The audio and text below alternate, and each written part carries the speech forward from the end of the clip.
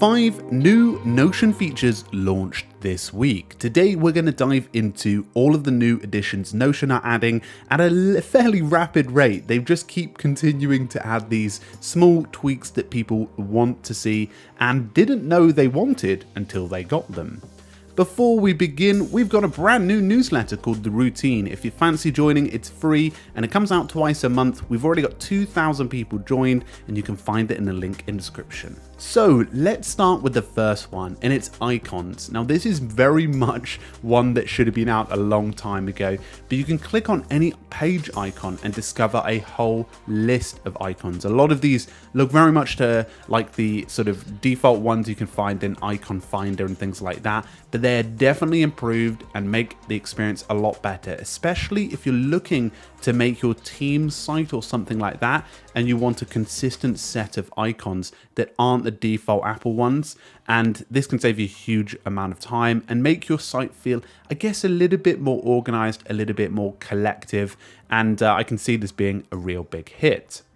Next up, they've introduced 2 new features to databases. Now, databases can now view certain items in 2 different ways. These are 2 features here in one.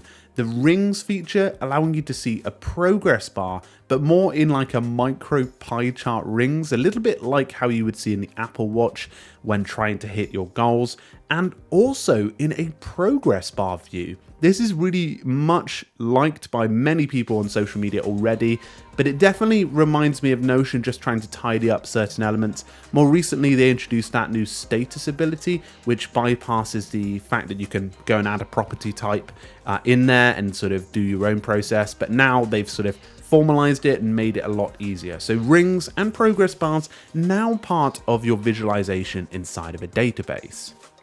Number 4 is to set a template as default. Now, if you are somebody that uses routine database templates, this is a great way for saving a pretty a more used one that you might have. Like, for example, if I'm in video scripting and I don't do too many sponsored scripts, I could easily just go, okay, let's set a default template to video script. This is a great handy feature that will save you a bit of time.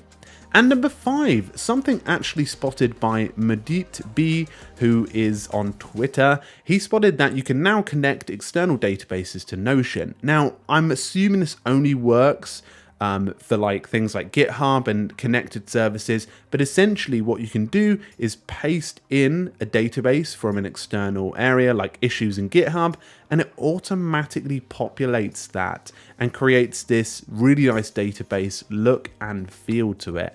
So I recommend checking that out. It's pretty cool in terms of what they've done. Obviously, this is one of Notion's long-term goals anyway, to really bring in databases that you can paste in, like Google Calendar and things like that, to bridge that gap and try and hunt themselves down in the fight for Microsoft Loop. So hopefully you found this video useful. There are 5 new additions to Notion this week. If you want to check out Thomas Frank's brand new template, The Ultimate Brain, you can find that in the link in the description. And if you want to check out a new Notion video that we've created, you can find that up in this lovely card above you. It will overview some of the more recent updates that we may have missed in today's video. Thank you very much. Make sure to subscribe and comment below.